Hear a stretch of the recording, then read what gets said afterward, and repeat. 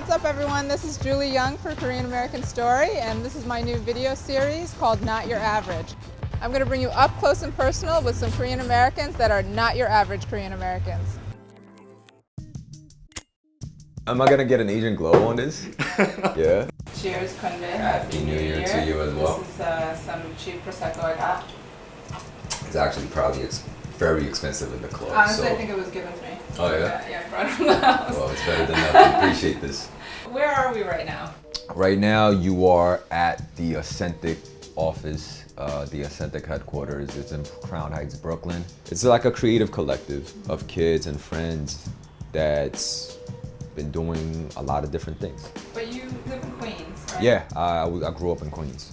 Were you born there? No, I wasn't. I was born in Korea, actually. I didn't come straight from Korea. I came from China. I lived in the city called Nanjing, which is like a few hours away from Shanghai. And then I went to Seattle, which is like Disney Channel America. So it was like, oh, like, this is crazy. Like, you know, going to Costco and Toys R Us, and my aunt and his family had like a nice backyard. And then came to New York. The neighborhood that we first went to was in Elmhurst in Queens, right by the 7 train. So it was loud. It's multiple ethnicity, so the scent was it was memorable. Yeah, I still remember the scent. Yeah, I still remember the scent going into that elevator. And so now, are you all still in Queens? Yeah, we're still all in Queens. My bro works in the city, downtown Manhattan, but he lives in Astoria. I still live with my folks, you know, older son, paying rent, shoveling the snow, taking out the trash. Do you speak Chinese? I did, more fluently, when I was younger, obviously. So 3 languages then, because you speak Korean, right? I guess 2 and 7.5. Okay. Yeah. As you know, I'm trying to teach myself Korean. Right. The best way to do it is just listen to a lot of music. That's what I'm doing. And watch a lot of television. Yeah, That's how I learned English. When I first came to Elmhurst, it was a lot of Mexicans, a lot of Chinese, a lot of Koreans, a lot of Bangladeshi, Pakistanians, and, you know, a lot of brown and yellow people, you know? Most of the Korean kids that moved to that neighborhood were kind of like me. They were affected by IMF, which happened in Korea in '97. So a lot of them weren't financially in a good state. And we were kind of like a blank piece of paper, and whatever ink that you throw at it, we would probably absorb it. So some of the kids kind of just stuck with other Korean kids, while some of the kids kind of expanded and hung out with other races. And I was kind of in between, and I listened to a lot of rap music. People would ask me like, yo, why do you know, talk with a certain accent or use a certain type of vocabulary or vernacular? And, you know, I tell them, well, it has a lot to do with me listening to a lot of Wu-Tang, Mobb Deep, and, you know, things of that nature. What are you working on now with the center? Well, the first main thing that I'm doing is this film called Bad Rap. Out of 100 rappers, there's like 5 Asian American rappers. There aren't many Asian rappers doing it. It's a film about Asian American rap artists, but more so a film about 4 friends. And I started this project when I was still working full-time at XXL with a partner named Salima Karoma, who's currently a news producer for Time Inc. The new target for Bad Rap is within this year, no matter what, because everybody, including my pops, who is like, yo, what is happening? It's like, yes, I would just. I'm very obedient in front of my dad. Yeah. I love it.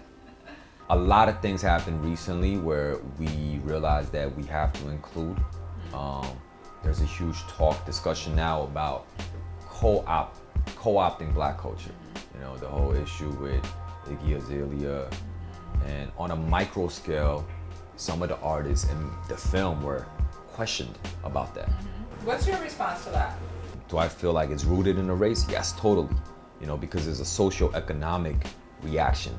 It's not just, let's sack our pants and dance on the floor, you know? So it was a social economic reaction. So I definitely think it's rooted in a race, but I think hip hop transcends race, and it's definitely a lifestyle. But I've done enough reading, I've done enough research, and I've done enough to say, yo, I know what I'm talking about, and I have respect for the art. In this day and age, it definitely has transcended just that small portion of New York City, and it has grown globally. People like myself is a reaction to that. Like, when I met members of the Wu-Tang Clan, I told them, like, yo, the reason why I'm able to speak English like this is because of you guys. I grew up listening to you guys, and I emulated the way you spoke. So it's not something where I was like, yo, I'm gonna act like this because I think it was cool. Right. But it was something that just came from a very genuine place. My dream was to become a rapper. I wanted to become the first Asian American rapper with a platinum plaque. That was my dream. A naive dream of a 12-year-old Jaeki, thinking that he was gonna be a millionaire by 18. He's gonna retire from the game by 30. I'm working on this mixtape called Kyopo Anthem. Kyopo is a person like me, or even like you, Korean Americans who, I guess, grew up in America, were outside of Korea. The whole term Kyopo kind of was associated with like these Korean American kids that have no respect for elders, that, you know, come out here to have fun and be super belligerent. But essentially, Kyopo just means, yo, you're like a Korean American kid, or you're a Korean American person. But I'm rapping in Korean and talking about subject matters that I feel like a regular Flushing kid could relate with 100%. I'm talking about anything from the room salons there, to moms working in nail salons, to getting a green card. Subjects that it wasn't really addressed in rap. To be honest, like, never, you know? I always wanted to be an American artist, but I guess because my native tongue has always been Korean, I kind of had this inclination, or kind of an epiphany, where me writing my rhymes and writing my music in Korean just translated so much better.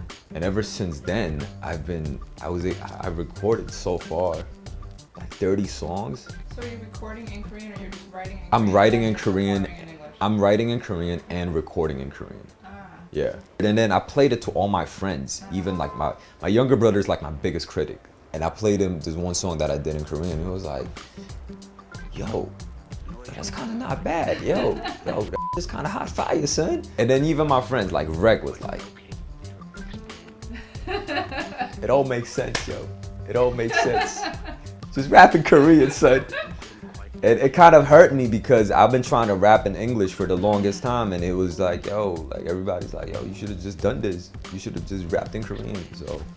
But then where would you try to release that, in Korea? Well, you know, it's the internet age. Right. I could put it online and Right. see what happens, you know. I mean, I've always wanted to be a rap artist, but working with rap artists and seeing how they move and seeing the type of lifestyle that they live, I just can't see myself doing that, you know. Like, I want to come home to my kids every day when I'm like 36 or something, you know. So How old are you now? I'm about to be 26. So by the time when this comes out, I'm probably going to be 26.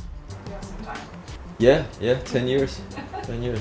It flies by really quickly though. Who are you telling? Yeah. I'm still 27 in my head. That's Now real you now. should be 21 in your I head. don't know. I don't know. No, 21. 21 is a still little so too young. Stupid. Yeah. You know what I mean? Yeah. Even 27. No. But you're Yeah, still okay, kinda okay. I'm Jaeki Cho, and I'm not your average Korean American.